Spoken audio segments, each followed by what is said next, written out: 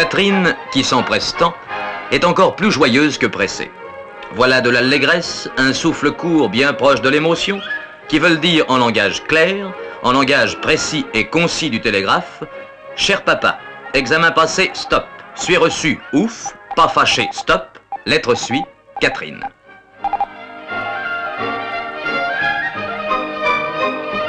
Catherine est ma fille unique.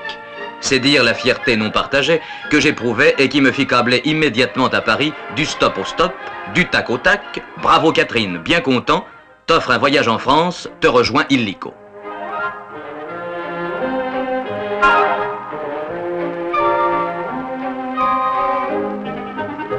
Voyager en France, c'est avoir l'embarras du choix. J'opte d'aller de Paris à Nice par les Alpes. Il ne me déplaisait pas de refaire ce trajet, je l'avais déjà fait sans Catherine, trop prise alors par ses études. Nous sommes projetés vers notre récompense, cinglant vers le midi dans le confort des vacances. Il ne manque pas un guide, pas un billet, pas un horaire, pas un ongle qui pour la fête ne fût verni. La France et son midi peuvent défiler devant nous.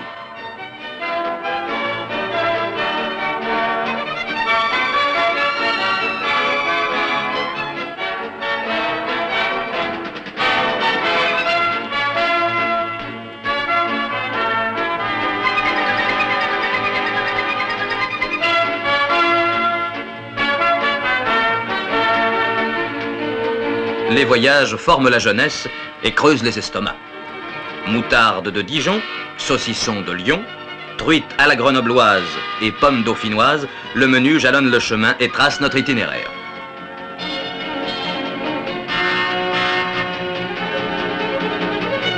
Quand sur la table apparaît une bouteille de vin de Bourgogne, le paysage à l'unisson déroule des vignobles, énumère des crus que les palais de connaisseurs ont depuis longtemps consacrés.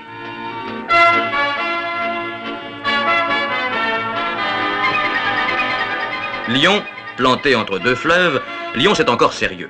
C'est encore la ville. C'est un rappel de ce que nous quittons.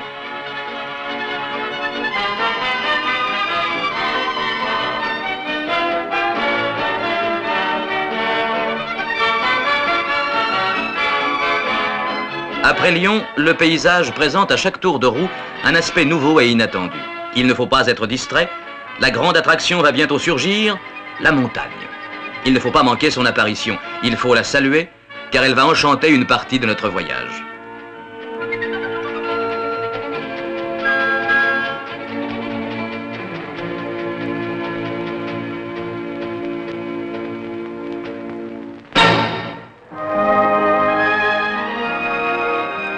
C'est à Grenoble qu'on approche de la montagne.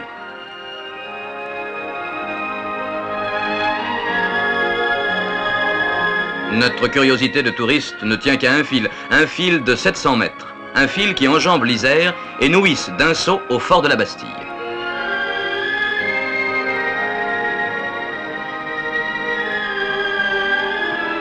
Rares sont les villes qu'on peut voir tout entières d'un seul regard. Grenoble est de celle-ci.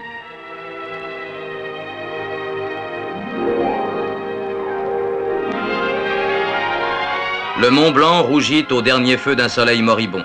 Notre monde bascule. La ville et ses 1000 lumières attirent seules l'attention.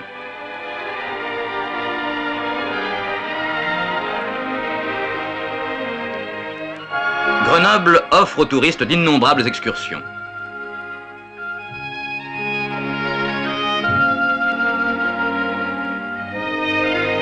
Parmi toutes ces tentations, il faut faire un choix. Le nôtre est fait.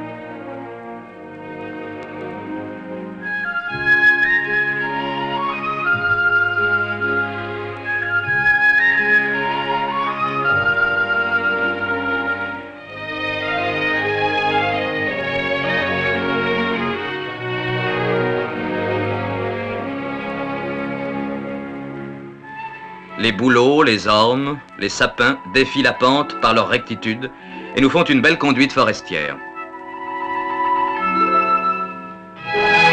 Dans cette forêt, on oublie la roche et soudain elle surgit, dressant le pic de l'œillette.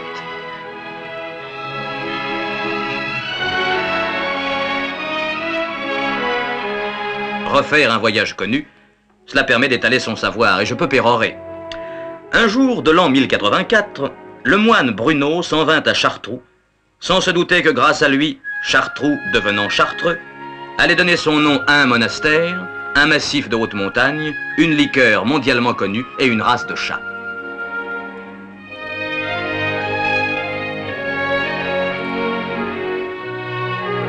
En redescendant sur la capitale du Dauphiné, nous faisons un détour.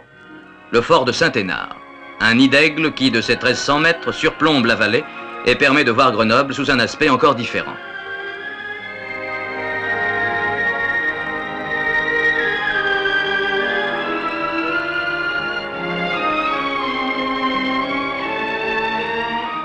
Les citadins aiment la neige car ils ne la connaissent pas blanche. Or, les yeux levés, nous découvrons nos premières neiges sur le massif de Beldonne. Pour aller retrouver cette neige, il faut prendre des routes audacieuses, celles qui savent l'approcher. Et nous revenons à Grenoble, plaque tournante, pour en repartir.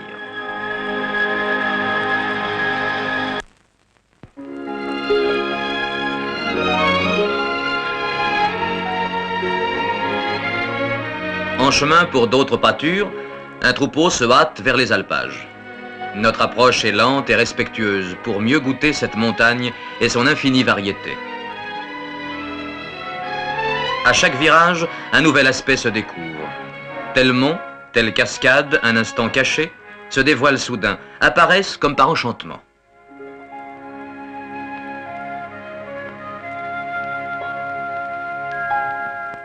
Nous nous laissons bercer par une musique d'images, écho de chalet en chalet, thème discret des fleurs d'alpage, sonnaille des troupeaux.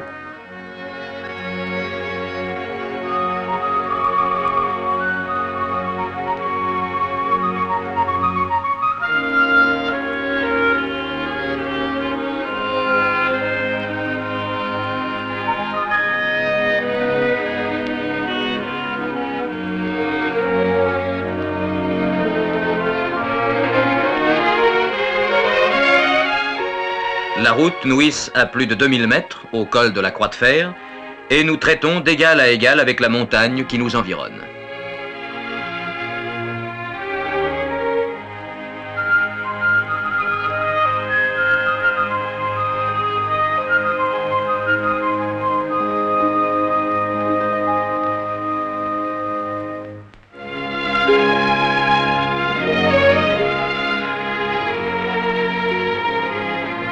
Ce premier col est une étape et notre itinéraire prévoit de plus hauts lieux encore.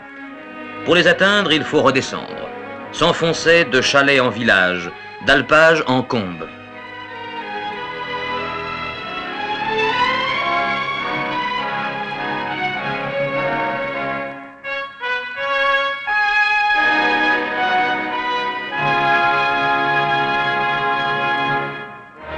Après Saint-Michel-de-Maurienne, nous repartons à la découverte de nouveaux sommets.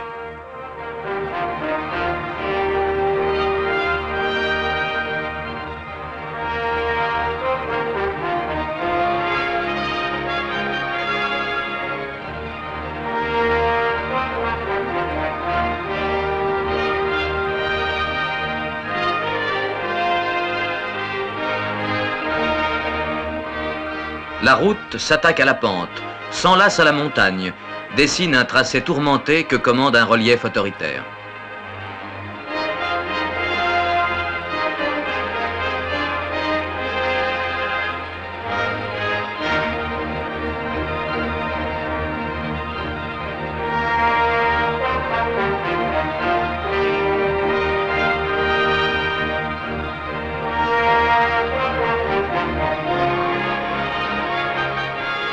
Cette fois, la montagne est là, sous nos pieds. Et pour un instant, nous sommes des Herzog, des Bonatti, des Rebuffat. Et nous mettons notre souffle court sur le compte de l'altitude. Arrivé au fait, le programme du nouveau spectacle est jeté sur la table.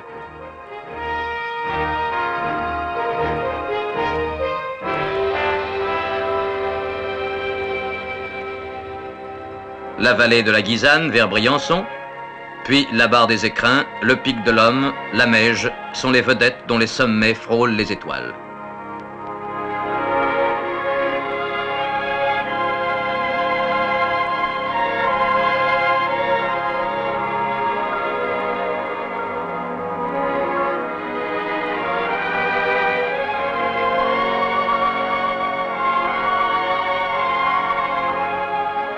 redescendons vers le col du Lautaret. L'audace du tracé, la profondeur des vallées côtoyées nous distrait à nouveau.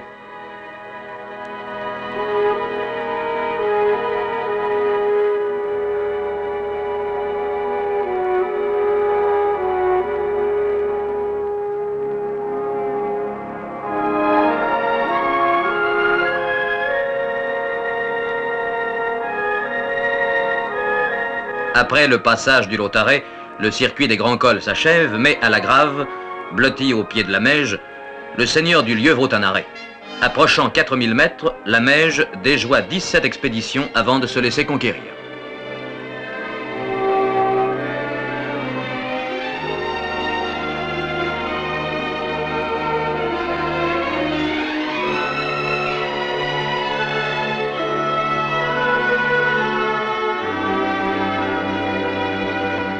Cette fois, c'est le retour vers la vallée, vers Grenoble, en suivant le cours de la Romanche. Catherine et moi sommes muets, éblouis par tant de sensations et d'images.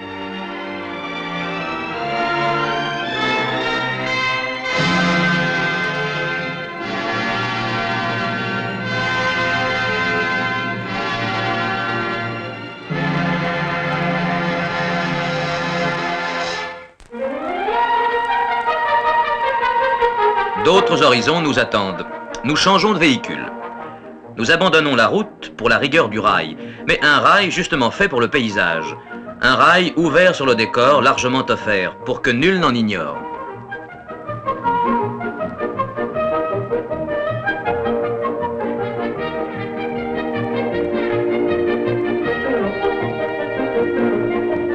Le tracé de ce rail lui-même est de grand intérêt.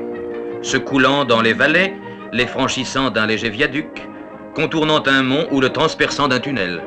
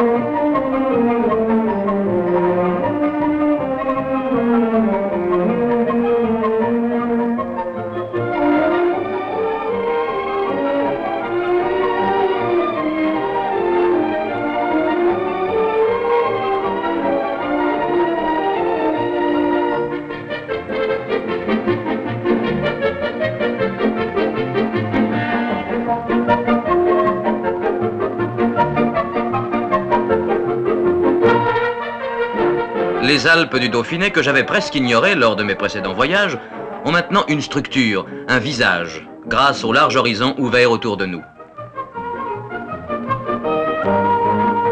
Nous emportons un dernier aspect des Hautes-Alpes.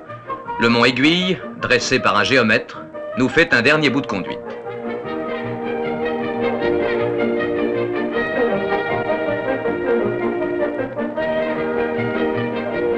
En atteignant Sisteron, nous abandonnons les Grandes Alpes. À Sisteron, il nous vient un soleil qui semble rire au lieu de sourire. À Sisteron, la lumière à l'accent du midi. On entre en Provence.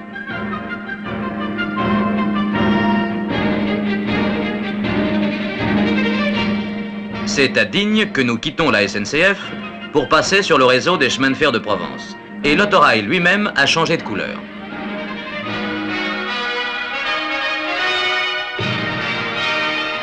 Quand on est en voyage, on se découvre soudain en vacances dès qu'on est en Provence. C'est peut-être la couleur du ciel, ce sont les fleurs en profusion.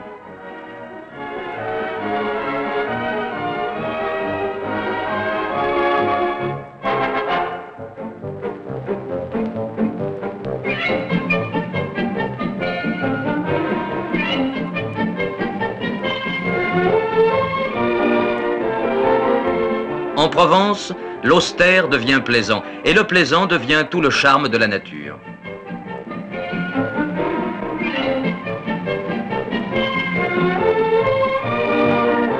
Ici, le Verdon coule, au creux d'une impressionnante vallée.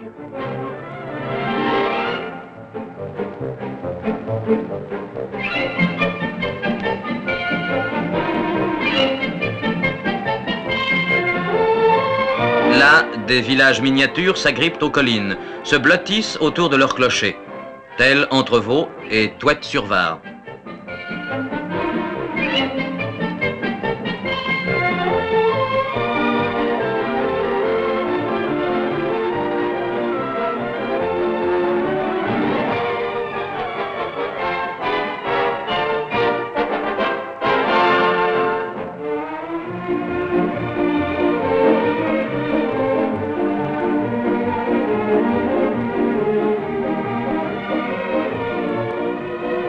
Après la discrète saveur de son arrière-pays, la Provence frappe les 3 coups. Le rideau s'ouvre, c'est le coup de théâtre de la Côte d'Azur. Rien d'étonnant alors que les fleurs y aient tant de place et de couleurs.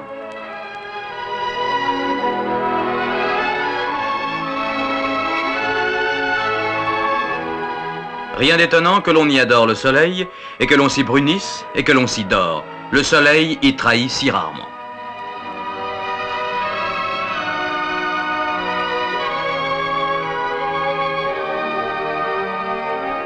Rien d'étonnant alors que les Anglais y aient leur promenade.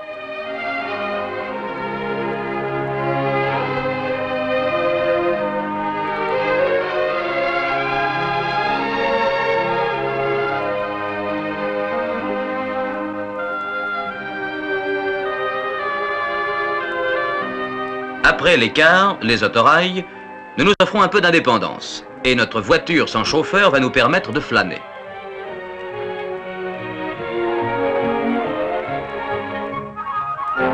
Je concède à Catherine la visite d'un port tranquille.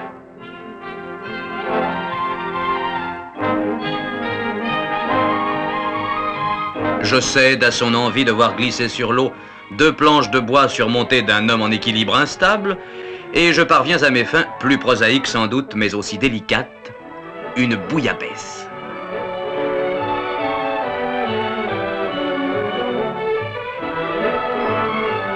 Et je constate que Catherine est aussi sensible que moi au feu de rascasse et d'ail, de fenouil et de safran qui met au palais le plus délicieux des incendies.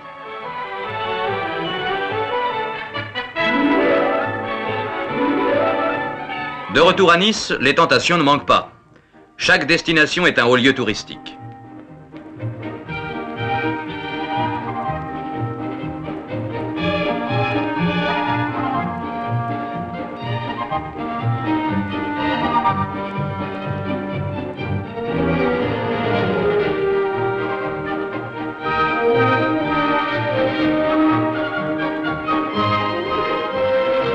Le Cap Ferrat, Èze permettent d'admirer le bleu de la mer, la richesse de la végétation, l'éclat de la côte.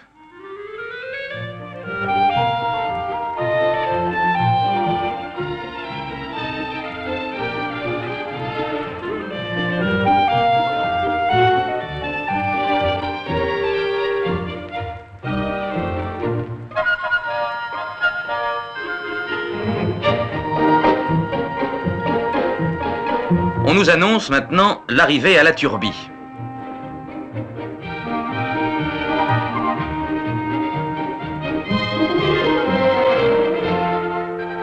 À la Turbie, les pierres sont encore le témoignage du passé. Et dans les ruelles du Vieux-Bourg, on oublie facilement l'heure, l'année, le siècle où l'on vit, tant est profond le dépaysement.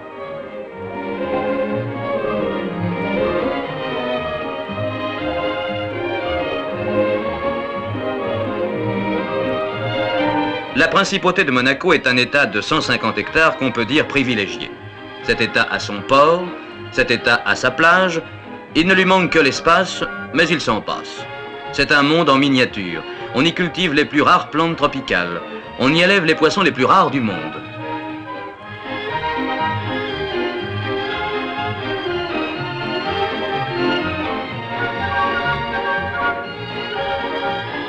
Son casino fait et défait des fortunes sous un habit tout de blancheur et de pureté.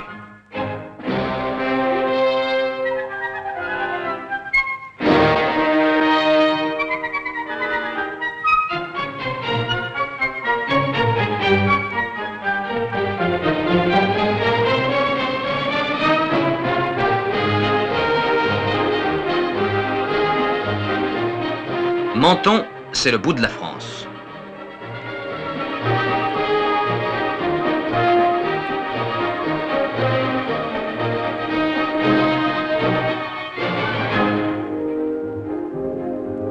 Menton, c'est une plateforme pour l'Italie, ou bien c'est un arrêt, la fin d'un voyage. Pour Catherine et pour moi, c'est la fin du voyage. Et nous avons soudain besoin de preuves, de témoignages. C'est le moment des souvenirs, des petits riens brillants et des cartes postales.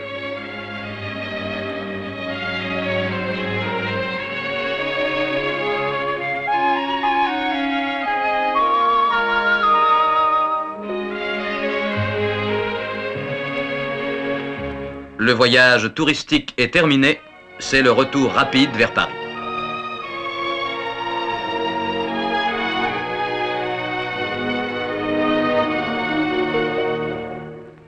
Les criques s'arrondissent et les plages tour à tour se révèlent.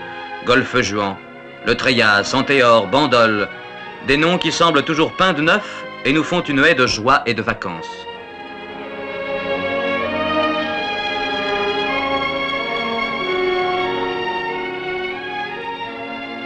Le soleil, discrètement vers la fin de la soirée, s'est voilé. Nous avons ainsi moins de regrets de le quitter. Bientôt, dans notre pays, nous retrouverons la vie et les soucis de tous les jours. Catherine, récente diplômée, aura des responsabilités nouvelles, mais ce voyage, elle n'est pas près de l'oublier. Sourit-elle dans son sommeil aux paysages entrevus, aux heures qu'elle vient de vivre? À quoi rêve-t-elle? À l'avenir peut-être, et ne souhaitant qu'une chose, et qui la fait sourire en dormant, refaire ce voyage en France et le plus tôt possible, revenir.